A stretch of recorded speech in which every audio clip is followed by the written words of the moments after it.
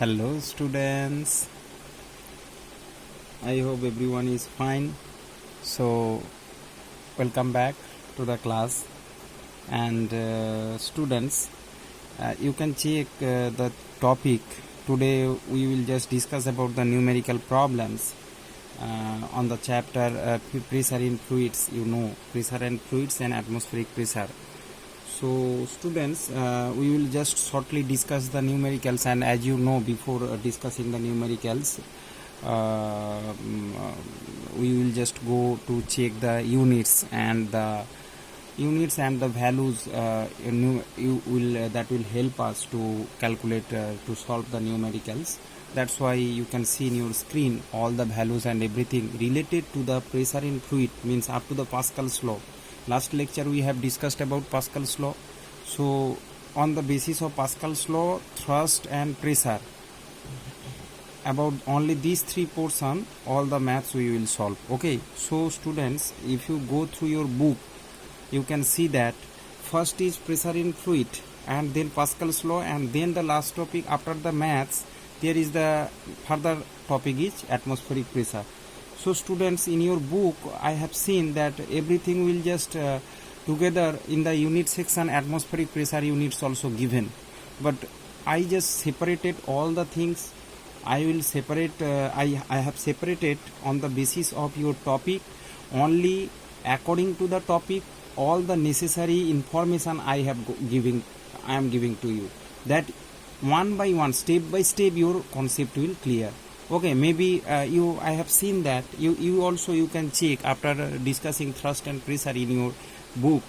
There is the given the units of atmospheric pressure also given. I know that atmospheric pressure also a kind of pressure, but we will talk all the units regarding the atmospheric pressure when we will discuss the chapter atmospheric pressure.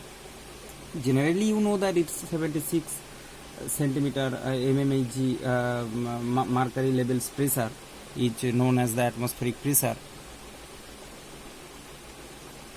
So students, it's better if you follow my lecture thoroughly, one by one, you just orderly. If you watch my lecture regarding this chapter, after completion of this topic, all the concept, your concept will be 100% clear. I can guarantee you that 100% your concept will be clear regarding all the things. And if one by one, according to my lecture, prepare notes, and after completion of topic, once you go through the book, you can see that all the concept has clear regarding every portion. So I just arrange all the topics properly according. Okay, so let's start, student, without more talking.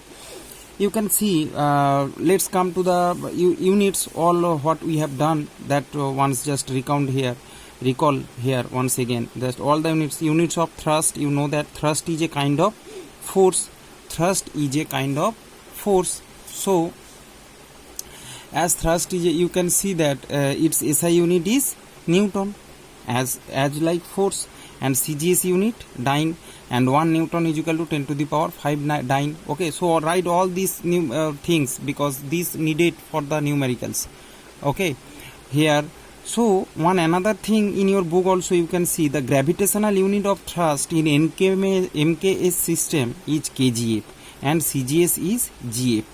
So suppose maybe the question will come up to this class, you especially well known about the CGS and SI. So from where that MK has come, and what is the kgf and gf. So that's why a little bit description about what is MKS, means gravitational matrix system, I have given here. Okay, that's your confusion should be clear. And that MKS system in somewhere we will apply it. In some case of physics, we just used this system. So hence you just remember this thing. 1 kgf is equal to 9.8 Newton, 1 gf is equal to 980 dyne. So SI Newton, CGS dyne, and 1 kgf in MKS systems, somewhere you can see that force has given in the form of kgf. Okay, not only Newton dyne, you can get also kgf. You can convert into Newton by multiplying 9.8, or gf, you can convert that into dyne by multiplying 980. So what is this system? See students, this is a older system. Okay, and this is modified into SI system. So before, in the history, there is lots of history.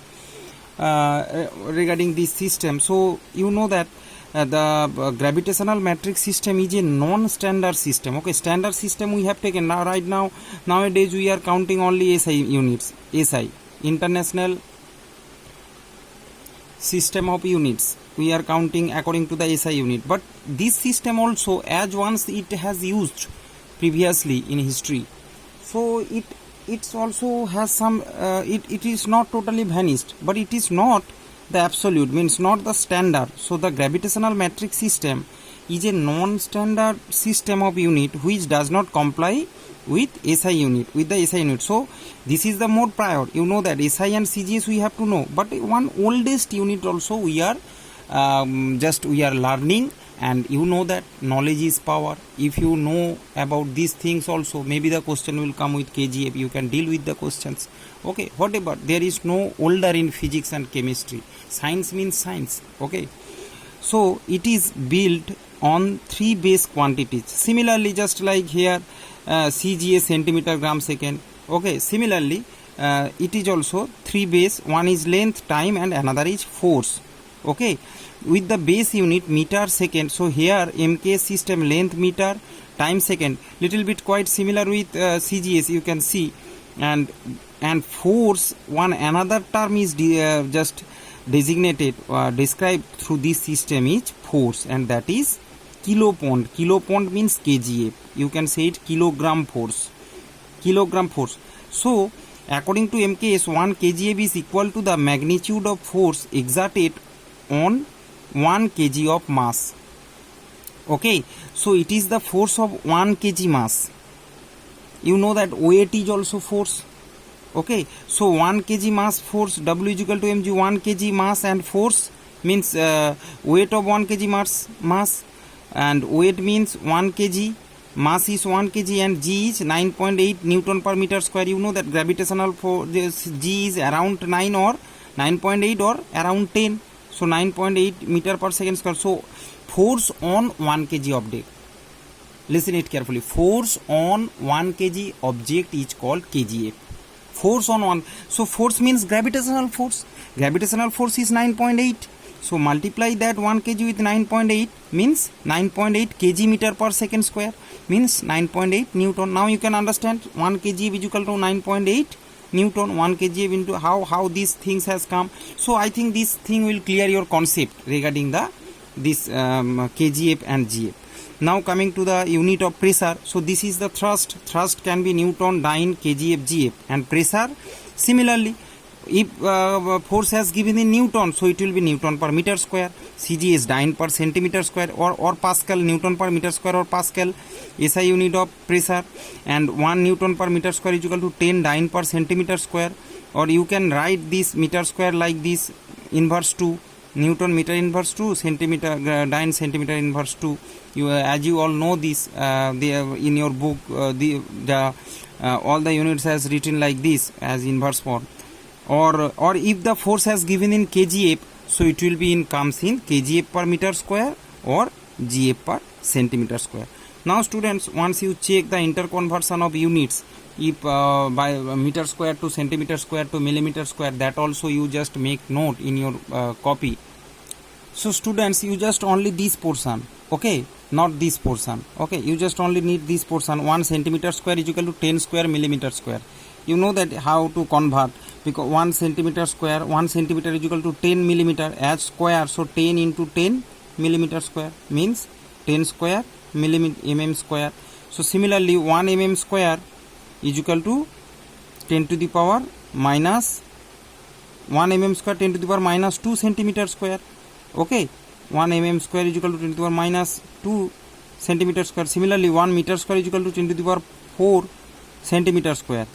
So if we put centimeter square value here, 1 centimeter square is equal to that's millimeter square. So into 10 to the power, you can understand that this value put here to convert 1 mm square into 1 meter square into millimeter square. So 1 meter square is equal to 10 to the power 6 millimeter square. So 1 millimeter square is equal to 10 to the power minus 6 meter square. These values are very important. 1 meter square is equal to 10 to the power minus 2 centimeter square, and 1 centimeter square is equal to 10 to the power minus 4 meter square. This conversion needed because you know that SI unit means when we will go to the convert to SI unit, we need Newton per meter square. If the value given in centimeter square, so we have to convert into meter square by dividing 10 to the power minus 4. You know that how to deal with this. That's why this interconversion of unit chart needed. Okay, thank you. Next lecture we will go with the start with the maths.